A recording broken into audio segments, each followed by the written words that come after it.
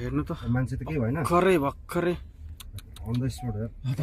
हेर्नुहोस् भर्खरको दुर्घटना हेर्नुहोस् यहाँ मान्छे त केही भएन कस्तो यार कस्तो साह्रो दुर्घटना यार बाबा के बाटो त नजानु न यता राम्रो बिस्तारै नजाने स्कुटी इलेक्ट्रिक स्कुटी हो क्या त्यो उयो के हो उयो इलेक्ट्रिक हो अगाडिको छोरी मान्छे हो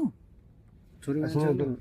इलेक्ट्रिक हो अलिकति हिँड्नु त अगाडि होइन यता यता मान्छे यता घाइतेछ यता खोइ कहाँ घाइते चाहिँ कहाँ छ यतापट्टि यताबाट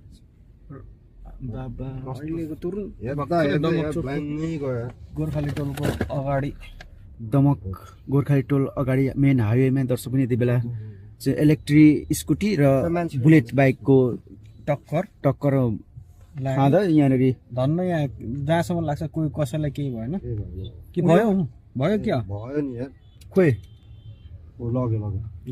लग्यो सफारीमा लग्यो सफारीमा लग्यो सफारीमा लग्यो ला त्यो साह्रै भयो नि को रहेछ छोरा मान्छे हो भयो क्या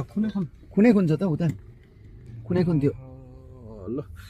होसियार रहौँ सावधान रहौँ सडकमा हिँड्दा गलती कसको जो भयो जो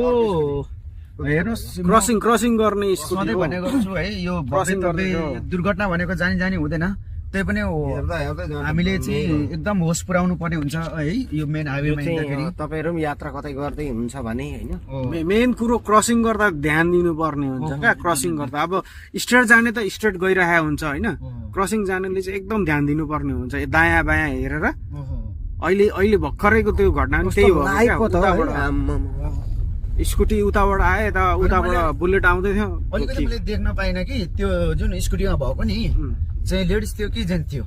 जेन्ट्स जेन्ट्सै हो जेन्ट्स हो जो बुलेट बाइकको लागि पनि भएन बुलेट लागि पनि भएन मान्छेलाई हैन त्यो अब उ त स्ट्रेट आउँदै थियो नि त स्टेट हो र बुलेट बाइक भने हेभी पनि हुन्छ नि त अलिक हेभी इलेक्ट्रिक गाडी त कति किलो होला र त इलेक्ट्रिक साइकल त हैन त्यसै कारणले म एउटा सन्देशमूलक भिडियोलाई सधैँ सेयर गरिदिनु होला है भन्न चाहन्छु र